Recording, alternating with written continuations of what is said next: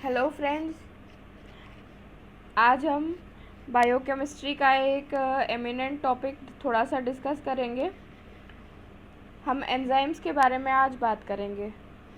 तो एंजाइम्स में first of all जो हमारे काम की चीज़ है वो इसकी डेफिनेशन है। तो एंजाइम क्या होता है? Enzyme is a bio catalyst. आपने कैटलिस्ट पढ़ा होगा, कैटलिस्ट के बारे में। कैटलिस्ट क्या होता है? कैटलिस्ट ईदर एक्सिलरेट्स और डेसिलरेट्स अ बायोलॉजिकल रिएक्शन।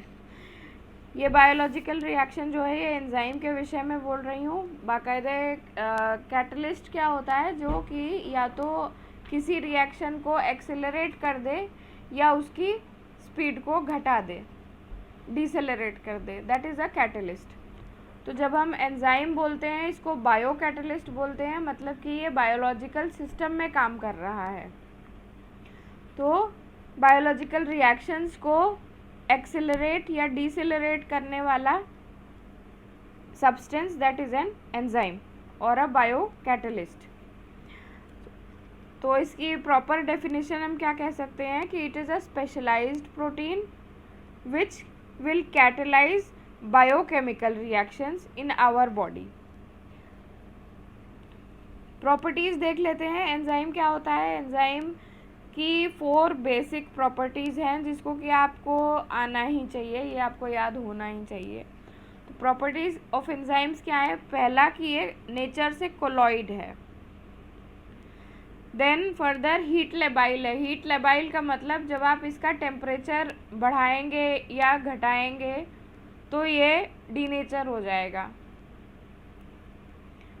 थर्ड, ये एक प्रोटीन है। एंजाइम बाय नेचर एक प्रोटीन है। इसका एक एक्सेप्शन है कि राइबोजाइम्स जो हमारे हैं वो प्रोटीन नहीं होते हैं। एंड ये एक इसका एक और नेचर है कि ये स्पेसिफिक है, मतलब जिस एंजाइम को जो काम करना है वो वही करेगा, उसके अलावा कुछ और नहीं करेगा। तो it is highly specific in nature.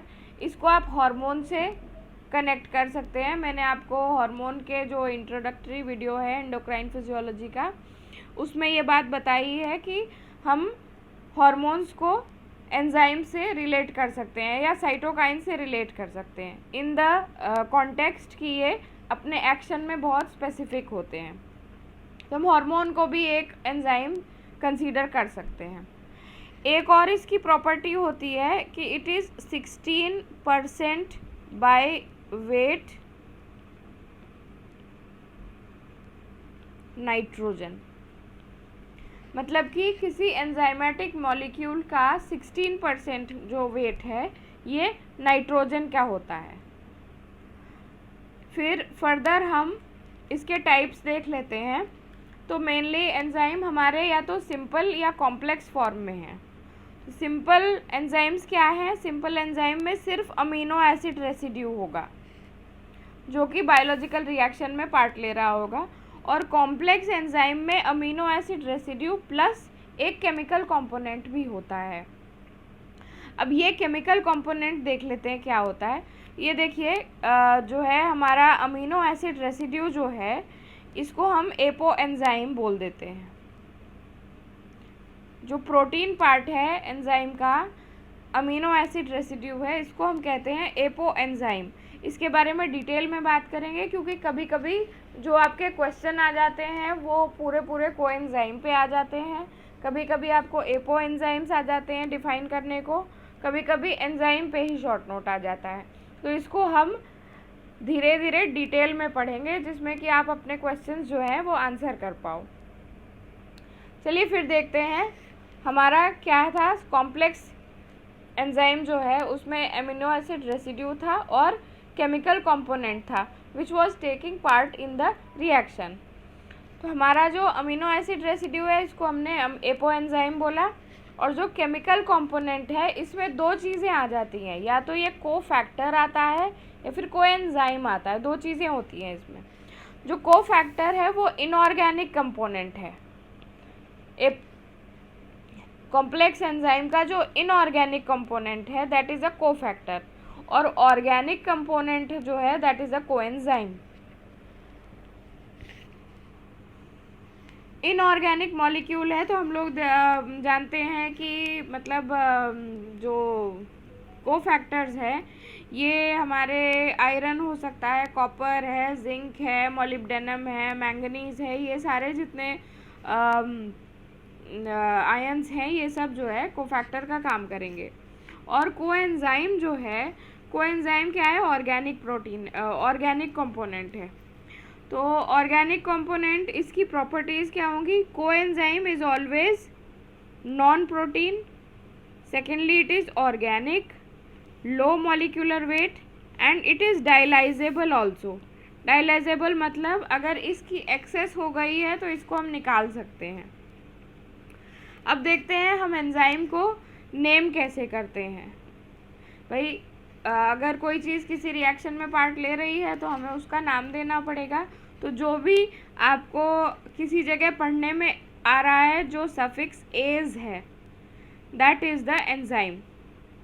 ये सफिक्स एज जो है आप इसको ऐड कर सकते हैं जो भी टाइप ऑफ रिएक्शन है हमारा उसमें, तो ये एंजाइम का नाम बना लेगा। अब देख लेते हैं क्लासेस ऑफ एंजाइम क्या होती हैं। क्लासेस मतलब आप क्लासिफिकेशन में इसको लिख सकते हो। तो there are broadly 6 classes. 6 classes कौन सी हैं? पहला आपका ऑक्सीडो रिडक्टेज हो गया,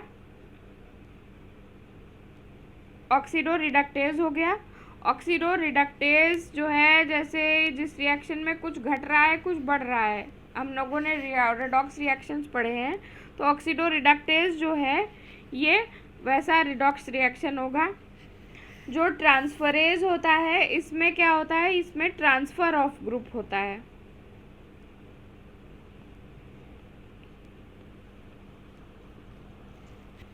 which is of course other than H+. Transfer of group other than H+. This is something which is important, ये आपको लिखना चाहिए। ट्रांसफरेज में ट्रांसफर ऑफ ग्रुप होता है which is other than H+. Then comes hydrolase. Hydrolase में क्या होता है? हाइड्रोलिसिस होती है। Hydrolysis of the substance with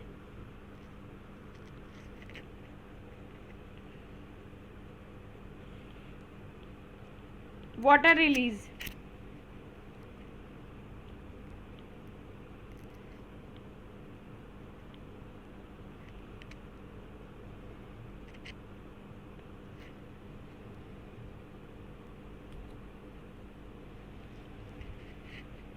फिर आता है आपका लाइएज। लाइएज क्या है? This is cleavage of compound, मतलब ये किसी कंपाउंड को तोड़ेगा, ठीक है। This will lyse, this will cleave the compound without addition of without addition of water. मतलब हाइड्रोलेज में क्या हो रहा था? हाइड्रोजन ये वाटर जो है रिलीज हो रहा था, इसमें वाटर नहीं रिलीज होगा। Then comes isomerase. आइसोमरेज क्या है? ये फॉर्म चेंज करता है, जैसे कि ग्लूकोज 6 फॉस्फेट जो है फ्रक्टोज फिर 6 फॉस्फेट में बदल जाए। आगे जैसे जैसे हम रिएक्शंस पढ़ेंगे वैसे वैसे हम एंजाइम के क्लासेस जो है उसके साथ में पढ़ेंगे। एंजाइम एक बहुत इम्पॉर्टेंट पोर्शन है, इसको आप लोग जो है अच्छे से प्रिपेयर कीजिएगा। फिर हमारी 6th क्लास जो है वो लाइगेज आती है। लाइगेज मतलब लाइगेट, लाइगेट माने तोड़ना, लाइगेज माने सॉरी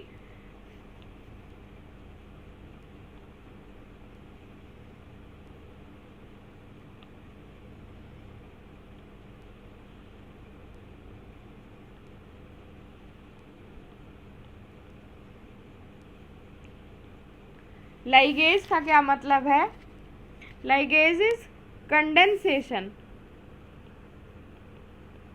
ऑफ 2 कंपाउंड्स। इसमें क्या है, दो मॉलिक्यूल्स जो है मिल करके एक मॉलिक्यूल बना लेंगे, दैट इज़ लाइगेज। लाइगेज का काम है जोड़ने का। तो एंजाइम्स के क्लासेस और उसकी डेफिनेशन हमने आज देखी है। कल हम अपने नेक्स्ट वीडियो में हम जो है उसके बारे में बात करेंगे, अपने कोएंजाइम्स और एपोएंजाइम्स के बारे में, और किस किस रिएक्शन में कौन कौन सा कोएंजाइम या एपोएंजाइम लगता है। इसको हम डिटेल में पढ़ेंगे, क्योंकि कोएंजाइम और एपोएंजाइम अपने आप में क्वेश्चंस हैं। तो be ready for the video, next video. Thank you.